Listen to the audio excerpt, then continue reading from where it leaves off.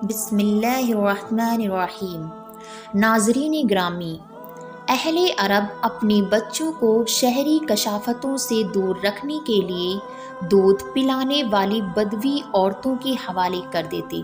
بدوی عورتیں یعنی دیہات کی عورتوں کی، تاکہ جسم طاقتور رہے اور اعضاء مضبوط ہوں، نیز بچپن ہی سے خالص اور فصیح عربی زبان سیکھ لیں۔ اللہ کے رسول صلی اللہ علیہ وسلم کائنات میں سب سے بڑھ کر قادر الکلام تھے۔ آپ خطاب فرماتے تو فصاحت، بلاغت کے گوہر اور الماس لٹا دیتے تھے۔ آپ صلی اللہ علیہ وسلم سے پہلے کوئی خطیب نہ تھا، وہ بلا تردد گھنٹوں لوگوں سے خطاب فرماتے تھے۔ آپ نے حجۃ الوداع کے موقع پر 1,00,000 سے زیادہ افراد سے خطاب فرمایا۔ صحابہ اکرام کہتے ہیں کہ ہم اپنے خیموں میں تھے، تمام افراد تک آپ صلی اللہ علیہ وسلم کی آواز پہنچی اور سب نے خطبہ سماعت کیا۔ ناظرین، ایک مورخ لکھتا ہے کہ دنیا کے بڑے بڑے لوگ بالعموم دیہات میں پیدا ہوئے، ان کی تربیت بھی عموماً شہروں کے بجائے دیہی علاقوں میں ہوئی۔ آزاد فضا، شفاف ہوا اور صاف ستھرے ماحول کا اپنا مزہ ہے۔ اللہ کے رسول صلی اللہ علیہ وسلم کی پرورش بنو سعد میں ہوئی۔ طائف کے قرب و جوار کا علاقہ اس لحاظ سے تاریخی علاقہ ہے کہ اللہ کے رسول صلی اللہ علیہ وسلم نے اپنا بچپن یہاں بسر فرمایا۔ حلیمہ سعدیہ بنت ابی ذؤیب اور بنو سعد کی کچھ عورتیں اپنے خاوند کے ساتھ مکہ آئیں تاکہ دودھ پلانے کے لیے بچہ حاصل کریں۔ آپ کے ساتھ آنے والی تمام عورتوں کو کوئی نہ کوئی بچہ مل گیا۔ حلیمہ سعدیہ سے محمد صلی اللہ علیہ وسلم کو دودھ پلانے کے لیے کہا گیا، مگر انہیں ایسے امیر گھرانوں کی تلاش تھی جہاں سے اچھا معاوضہ مل سکے۔ حلیمہ سعدیہ نے سوچا، ایک یتیم کے گھر والے کیا معاوضہ دیں گے؟ یہی وجہ تھی کہ کوئی عورت آپ صلی اللہ علیہ وسلم کو لینے پر راضی نہ تھی۔ قافلے کے جانے کا وقت ہو چکا تھا۔ حلیمہ سعدیہ نے اپنے خاوند سے مشورہ کیا اور کہا، مجھے خالی ہاتھ واپس جانا اچھا نہیں لگ رہا ہے، کیوں نہ میں اسی یتیم بچے کو لے جاؤں؟ شوہر نے کہا کہ کوئی حرج نہیں، ممکن ہے کہ اللہ اسی میں ہمارے لیے برکت دے دے۔ چنانچہ حلیمہ سعدیہ نے محمد صلی اللہ علیہ وسلم کو اپنی گود میں لے لیا۔ ناظرین، اماں حلیمہ سعدیہ بیان کرتی ہیں کہ ہمارا قافلہ روانہ ہوا، میری گدھی خستہ حال تھی، آہستہ آہستہ چلتی تھی، قافلے میں سب سے پیچھے رہتی تھی، مگر اب اس کی شان ہی نرالی ہو گئی۔ اللہ کی قسم، وہی مریل گدھی جو پہلے دھیمی دھیمی چلتی تھی، اب سارے قافلے کو پیچھے چھوڑ کر آگے نکل گئی اور کوئی سواری اس کی برابری نہ کر سکی۔ میری سہیلیاں مجھ سے کہنے لگی، ابو ذؤیب کی بیٹی، ارے یہ کیا ہو گیا؟ یہ تیری وہی گدھی تو ہے جس پر تو سوار ہو کر آئی تھی، کہیں سواری تو نہیں بدل گئی؟ مگر اصل بات تو یہ تھی کہ سواری نہیں، سوار بدل گیا تھا۔ اماں حلیمہ بیان کرتی ہیں کہ ہمارے علاقے بنو سعد میں قحط سالی تھی، مجھے نہیں معلوم کہ اللہ کی زمین کا کوئی خطہ ہمارے علاقے سے زیادہ کنگال ہوگا اور قحط سالی، مگر میری بکریاں چرانے جاتی تو واپسی پر بہت آسودہ حال اور دودھ سے بھرپور واپس آتی۔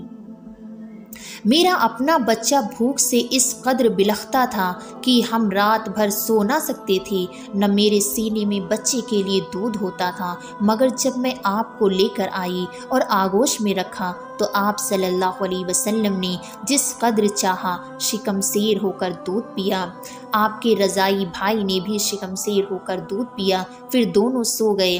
میرے خاوند اونٹنی کا دودھ دوہنے گئے تو اس کے تھن بھی دودھ سے لبریز تھے، اس نے اتنا دودھ دیا کہ ہم دونوں نے خوب آسودہ ہو کر پیا۔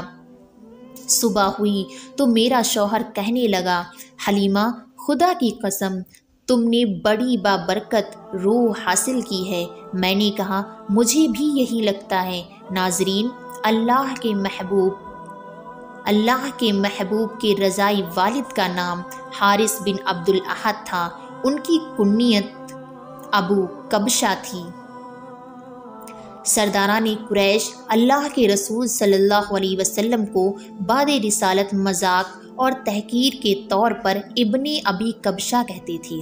جب اللہ کے رسول صلی اللہ علیہ وسلم صلح حدیبیہ کے بعد مختلف بادشاہوں کو خطوط ارسال فرمائے تو ان میں روم کے بادشاہ ہرقل کو بھی خط لکھا، جس میں اسے اسلام لانے کی دعوت دی تھی اور نہ ماننے کی صورت میں وعید سنائی تھی۔ جب آپ صلی اللہ علیہ وسلم کا مکتوب گرامی اس کے پاس پہنچا تو کوہرام مچ گیا۔ بادشاہ ہرقل نے اسے اپنے لیے چیلنج تصور کیا اور اپنے وزراء، امراء، پادری اور دانشور اکٹھے کیے، ان سے مشورہ کیا، اور ابو سفیان جو تجارت کی غرض سے وہاں موجود تھا، انہوں نے ابھی اسلام قبول نہیں کیا تھا۔ ان سے ہرقل نے رسول صلی اللہ علیہ وسلم کے بارے میں کم و بیش 10 سوالات کیے۔ ابو سفیان دربار سے نکل کر تو کہنے لگا، ابو کبشہ کے بیٹے کا معاملہ زور پکڑ گیا ہے، اس سے تو بنو اصفر یعنی رومیوں کا بادشاہ بھی ڈرنے لگا ہے۔ ناظرین، جب صلی اللہ علیہ وسلم کی عمر مبارک 2 سال کی ہوئی تو حلیمہ سعدیہ نے دودھ چھڑا دیا ان کا، اور آپ کو لے کر مکہ آ گئی۔ والدہ ماجدہ سے ملاقات کرائی، جن برکات کا ظہور اس بچے کے دم قدم سے دیکھ چکی تھی، ان کی بنا پر ان کی یہ خواہش تھی کہ بچہ کچھ مدت اور ان کے پاس رہے۔ چنانچہ انہوں نے سیدہ آمینہ رضی اللہ تعالی عنہا سے درخواست کی کہ بچے کو میرے پاس ہی رہنے دیں تاکہ ذرا مضبوط ہو جائے، مجھے اس کے بارے میں مکے کی وبا کا خطرہ ہے۔